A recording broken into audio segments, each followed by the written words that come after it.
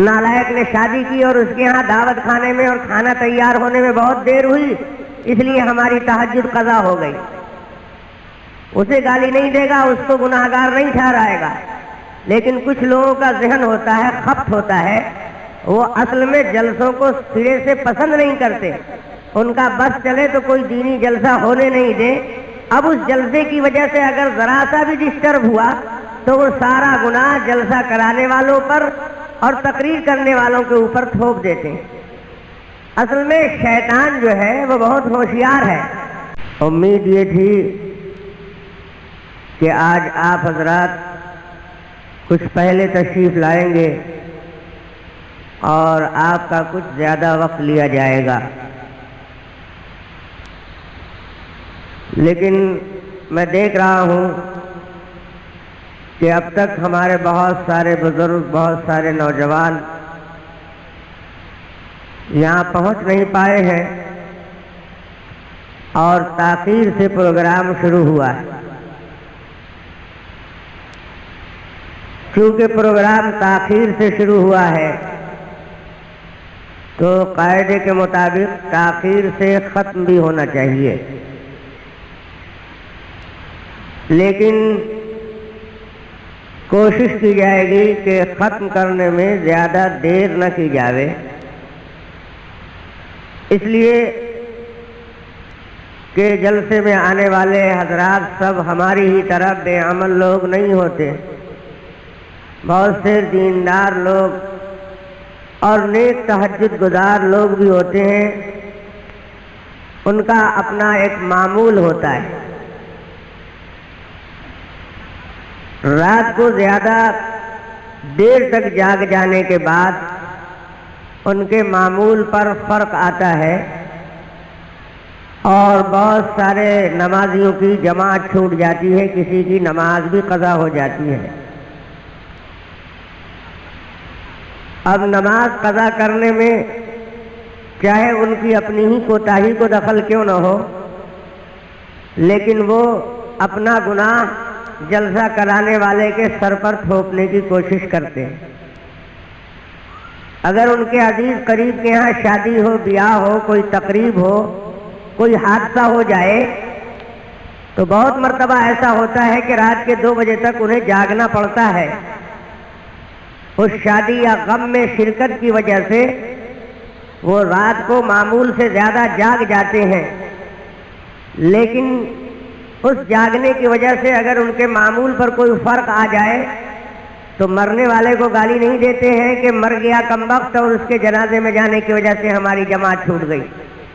نالائق نے شادی کی اور اس کے ہاں دعوت کھانے میں اور کھانا تیار ہونے میں بہت دیر ہوئی، اس لیے ہماری تہجد قضا ہو گئی۔ اسے گالی نہیں دے گا، اس کو گناہگار نہیں ٹھہرائے گا، لیکن کچھ لوگوں کا ذہن ہوتا ہے، خبط ہوتا ہے، وہ اصل میں جلسوں کو سرے سے پسند نہیں کرتے، ان کا بس چلے تو کوئی دینی جلسہ ہونے نہیں دے۔ اب اس جلسے کی وجہ سے اگر ذرا سا بھی ڈسٹرب ہوا تو وہ سارا گناہ جلسہ کرانے والوں پر اور تقریر کرنے والوں کے اوپر تھوپ دیتے ہیں۔ اصل میں شیطان جو ہے وہ بہت ہوشیار ہے۔ ایسا نہیں ہے کہ شیطان ان پڑھ ہے، جاہل ہے اور پرانے زمانے کا بہت ایجڈ اور بہت ہی پرانے ماڈل کا ہے، ایسا تھوڑا ہی ہے۔ اس کا ماڈل بھی بدلتا رہتا ہے اور وہ بھی زمانے کے ساتھ ترقی کرتا رہتا ہے۔ ہر جگہ پر شیطان اپنا گھر بنا لیتا ہے۔ اللہ تبارک و تعالی نے اس کو سوجھ بوجھ بہت زیادہ دی ہے۔ جس طریقے سے ہم آپ ترقی کر رہے ہیں اور بات میں سے بات نکال لے رہے ہیں، اچھی اچھی راہیں تلاش لے رہے ہیں، اچھے اچھے سامان پیدا کر لے رہے ہیں، جس طرح ہمارا زمانہ ایڈوانس ہوتا چلا جا رہا ہے تو ایڈوانس زمانے کا شیطان بھی تو ایڈوانس ہوگا۔ اب پرانے انداز میں وہ اگر بہکائے گا تو کامیاب نہیں ہو پائے گا۔ دنیا بہت ترقی کر گئی ہے، اب تو چور اور ڈاکو بھی بہت ترقی یافتہ ہے۔ اندھیرے میں تھوڑی ہی اب چوری ہوتی ہے، اب تو دن کے اجالے میں ڈاکو پہنچ جاتے ہیں اور سرکاری بینک لوٹ لیتے ہیں۔ پہلے چور بیچارہ انتظار کرتا تھا کہ رات کے 12 بجے اندھیرا ہو جائے، سناٹا ہو جائے، سب لوگ سو جائیں تو دبے پاؤں کسی طرح سے گھس پاتا تھا اور جان بچا کر نکلتا تھا. لیکن اب کا چور اور ڈاکو بھی ایڈوانس ہے, بہت دلیری سے آتا ہے, موٹر سائیکلوں سے لوگ آتے ہیں, جیپوں سے آتے ہیں, ہتھیار لے کر آتے ہیں, پوری دلیری اور بہادری کے ساتھ آتے ہیں, دن کے اجالے میں آتے ہیں, پولیس کا پہرا ہوتا ہے, گارڈ موجود ہے, پھر بھی وہ اپنا کام کر کے نکل جاتے ہیں. تو جیسے جیسے زمانہ بڑھ رہا ہے آگے, جیسے جیسے نیک کام کے پلان بنائے جا رہے ہیں بزرگوں کی طرف سے, اللہ والوں کی طرف سے, علماء کی طرف سے, اسی طریقے سے شر اور برائی کے پلان بھی بن رہے ہیں. اللہ تعالیٰ سے شیطان نے چلتے چلاتے ایک چیز مانگ لی تھی. جب اللہ تعالیٰ نے اسے جنت سے نکال دیا اور خدا کا اعلان ہو گیا کہ تم رادہ درگاہ ہو, ملعون ہو, تم پر ہماری پھٹکار ہے, ہم تم سے سخت ناراض ہیں, تو جنت سے نکالا گیا. پڑھا لکھا تھا, عبادت گزار تھا, بڑی محنت کی تھی, مدتوں اس نے اللہ پاک کی فرما برداری کی تھی.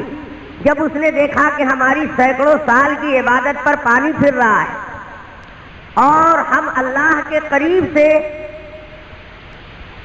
دور کیے جا رہے ہیں اور جنت ہمارے ہاتھ سے جا رہی ہے, تو اس نے اللہ تعالیٰ سے کہا کہ پروردگار عالم, اب تو جو آپ کو کرنا ہے وہ آپ کریں گے ہی, آپ کے فیصلے کو تو کوئی روک سکتا نہیں ہے.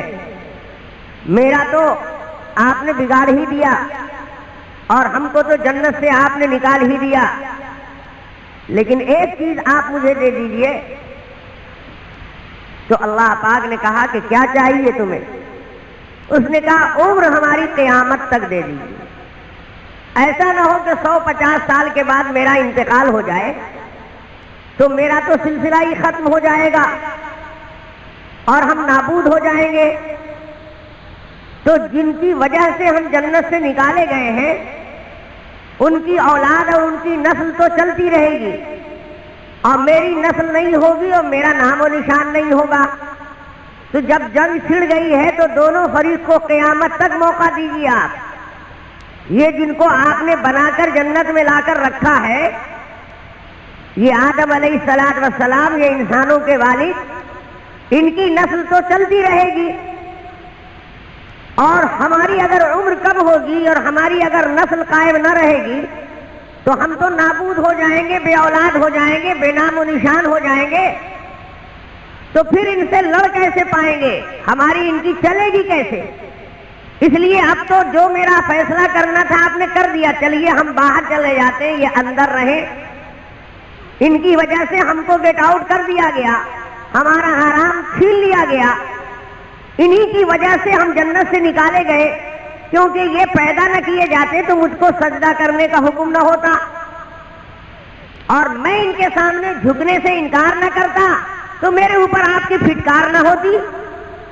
تو ہمارا تو جو کچھ بگڑا ہے ان کی وجہ سے بگڑا ہے, اور جب ان کی وجہ سے بگڑا ہے تو ایسا نہیں ہے کہ ان کو چین سے رہنے دوں گا. ہمارا چین چھنا ہے ان کی وجہ سے, تو ان کو بھی بے چین رکھوں گا عمر بھر, اور جتنا بگاڑ سکتا ہوں بگاڑوں گا. آپ نے ان کو جنت میں رکھا ہے لیکن میں دوزخ بھر دوں گا ان کی اولاد سے. ایسا نہیں ہے کہ جنت میں یہ آرام کرتے رہے, ٹھاٹ سے موج کرتے رہے, اور ہم جنت سے نکال کر رادہ درگاہ کر دیے گئے ہیں, ہم مارے پھرتے چلے. آپ صرف ایک چانس ہمیں دیجئے, موقع دیجئے کہ ہماری عمر قیامت تک کے لیے بڑھا دیجئے. اللہ تعالیٰ نے فرمایا کہ ٹھیک ہے جاؤ, قیامت تک کی تم کو چھوٹ ہے. جب قیامت تک کی عمر مل گئی اور یہ دعا شیطان کی قبول ہو گئی تو شیطان نے اللہ پاک کو چیلنج کر دیا کہ اللہ, اب آپ کے بندوں کو میں بہکا ڈالوں گا. تو اللہ تعالیٰ نے کہا کہ جو میرا بندہ ہوگا وہ تیرے پھندے میں نہیں آئے گا, جو تیرا ہی ہوگا وہی شکار ہوگا تیرا. میرا تیرے شکار میں اور تیرے قید میں اور تیرے پھندے میں نہیں آنے کا. تو شیطان نے کہا کہ میں اوپر سے بھی حملہ کروں گا اور نیچے سے بھی حملہ کروں گا, اور دائیں سے بھی آؤں گا اور بائیں سے بھی آؤں گا, اور اس طرح آؤں گا کہ میں تو دیکھوں گا لیکن مجھے نہیں دیکھ پائے گا. دیکھے آدمی تو اس سے بچاؤ کرے, آدمی دیکھے تو اس سے بھاگے. تو شیطان نے کہا کہ مجھے وہ دیکھ بھی نہیں پائے گا اور میں چاروں طرف سے اس پر ہلہ بولوں گا, ادھر سے بچے گا اور کیسے بچے گا. تو آپ کے بندوں کو میں بہکا ہی لوں گا.